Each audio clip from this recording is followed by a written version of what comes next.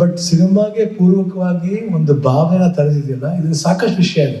ನನ್ನ ಲೈಫಲ್ಲಿ ನಾನು ಇದು ಅನುಭವಿಸಿದ್ದೀನಿ. ಲಾಸ್ಟ್ ಇಯರ್ ಗೊತ್ತು ನಿಮಗೆ, ಪದೇ ಪದೇ ಹೇಳೋದು ಬೇಡ.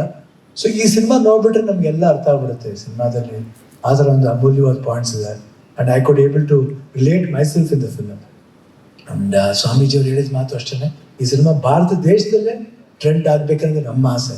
ಆ್ಯಂಡ್ ಏನು ಗ್ರಾಫಿಕ್ನವ್ರು ಮಾಡಿದ್ರು ಸಿನಿಮಾದು ಸೂಪರ್ ಆಗಿತ್ತು. ಆ್ಯಂಡ್ ಇನ್ನೂ ಜಾಸ್ತಿ ಇದೆ, ಇದೊಂದು ಜಸ್ಟ್ ಸ್ಟಾರ್ಟಿಂಗ್ ಅಷ್ಟೇ, ಬೇಡ ಇನ್ನೇನು ಹೇಳೋದು. ಐ ಥಿಂಕ್ ಅರ್ಜುನ್ ಅವರೆಲ್ಲ ಹೇಳ್ತಾರೆ. ನಮಗೇನು ಇಲ್ಲಿವರೆಗೂ ಸಿನಿಮಾ ಬಗ್ಗೆ ಇಷ್ಟು ಇಂಟ್ರೆಸ್ಟ್ ಇತ್ತು, ಇವತ್ತು ಇಂಟ್ರೆಸ್ಟ್ ಜಾಸ್ತಿ ಆಯಿತು. ಸಿನಿಮಾ ನಾನೇ ಯಾವಾಗ ನೋಡ್ತೀನಿ ಅಂತ ಒಂದು ಆಸೆ ಹುಟ್ಬಿಟ್ಟಿದೆ. ನಂಗೆ ಗೊತ್ತಿಲ್ಲ, ಅದು ನಿಜವಾಗ್ಲೂ ಗೊತ್ತಿಲ್ಲ ನನಗೆ. I don't know, I feel like I want to see the film immediately. ಏನೋ ಒಂದು ಆಸೆ ಬಂದುಬಿಟ್ಟಿದೆ. I think amazing. ನಾನು ಕನ್ನಡ ಫುಲ್ ಡಬ್ ಮಾಡಿದೆ, ಲಾಸ್ಟ್ ಇಯರ್ ಡಬ್ ಮಾಡಿದೆ. ಇವಾಗ ತಮಿಳ್ ಡಬ್ ಮಾಡ್ತಾ ಇದ್ದೀನಿ. ಆಲ್ಮೋಸ್ಟ್ ಫಿನಿಶಿಂಗ್ ಸ್ಟೇಜಿಗೆ ಬರ್ತಾ ಇದ್ದೀನಿ. ತಮಿಳು ಡಬ್ ಮಾಡ್ತಾ ಇದ್ದೀನಿ, ನಾನೇ ತಮಿಳು ಡಬ್ ಮಾಡ್ತಾ ಇದ್ದೀನಿ. ಎಲ್ಲ ಭಾಷೆಲೂ ಟ್ರೈ ಮಾಡ್ತಾ ಇದ್ದೀನಿ. ಓಕೆ, ತಮಿಳು ಇವಾಗ ಸ್ಟಾರ್ಟ್ ಮಾಡಿದ್ದೀನಿ.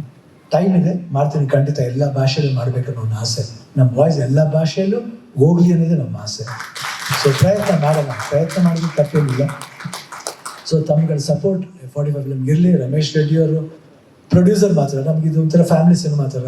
ಅವ್ರು ಒಂಥರ ನಮ್ಗೆ ಫ್ಯಾಮಿಲಿ ಅಂದರೆ ತಪ್ಪಾಗಲ್ಲ. SS TV ಸಿನಿಮಾ ಜಗತ್ತಿನ ಕ್ಷಣ ಕ್ಷಣದ ಸುದ್ದಿಯೊಂದಿಗೆ.